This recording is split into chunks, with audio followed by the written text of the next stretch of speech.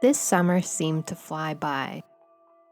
As soon as August ended, it really switched quickly into fall. I'm always a bit sad at the end of summer. Even though I love fall and look forward to it all year, it's still a prelude to the approaching Canadian winter, a long, dark stretch with no flowers or garden to sit in. That's the main reason that I made these garden diary videos this year. It's a reminder of the return of spring and flowers, and a record of something colorful that I brought to my little world, and maybe even encourage others to try out their own green thumbs, and that gardening doesn't have to be a difficult or expensive pastime. Though if I was ever rich, I definitely have the most insane gardens full of bizarre, colorful plants. One thing that I love doing in summer is long country drives. I grew up in a really rural area, and it's nice to get out of town and daydream about the cute old country house and little farm with a pond that I'm going to buy if I ever manage to win the lottery.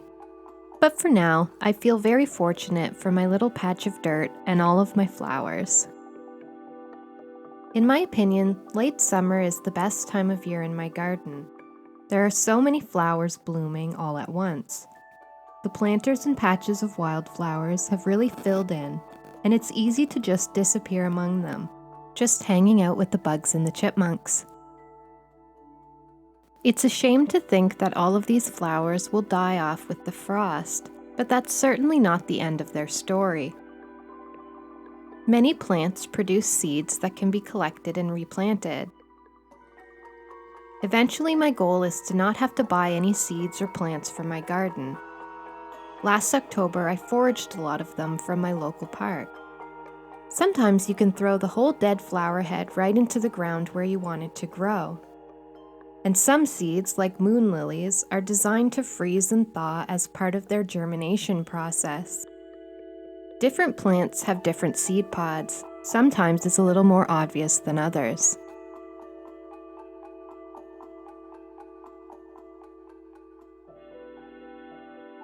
I bought these little envelopes at Goodwill and have been using them to store seeds in. I try to label them as best as I can. Last year I did a terrible job. A lot of my seedlings were a surprise to me until they flowered, which is fun, but it's not great garden planning.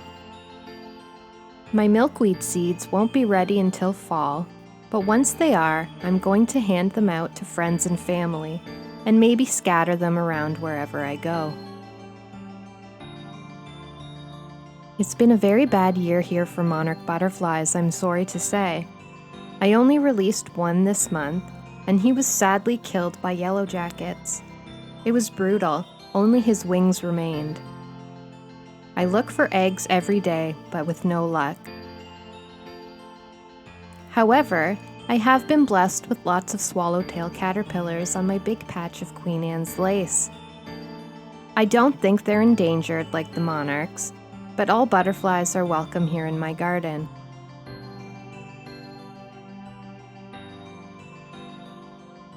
I decided to leave these eggs and caterpillars alone because they're very well camouflaged here and have lots of fresh food. I'm never alone out here, and I no longer dare to come outside without my pockets full of peanuts.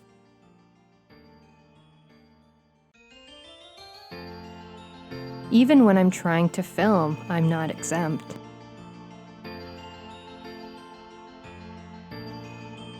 This has also been a crazy year for grasshoppers. I can't remember there being so many here last year. Maybe it's because this year I've really delighted in letting things get so wild and overgrown. It reminds me of being a kid and just wandering around wildflower hedgerows bordering farmers' fields and drainage ditches on long, empty dirt roads, with loud bugs chirping out from within.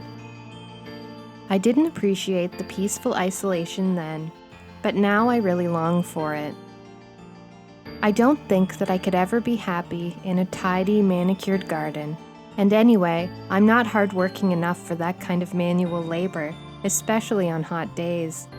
But I can also understand, I suppose, how my wild, laissez-faire brand of gardening wouldn't be everyone else's cup of tea.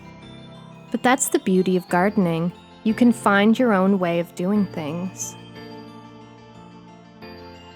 Now that fall is in the air, I find myself already planning next year's garden.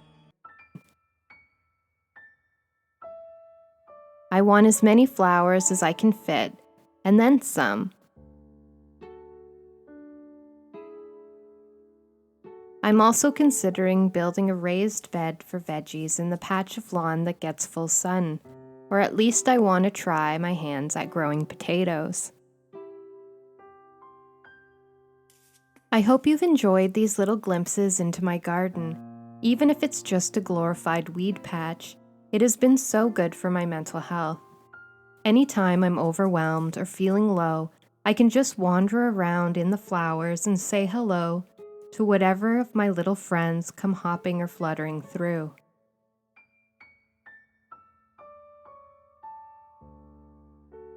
So keep growing and take a moment to appreciate the flowers all around you, even if they are growing through a crack in the sidewalk.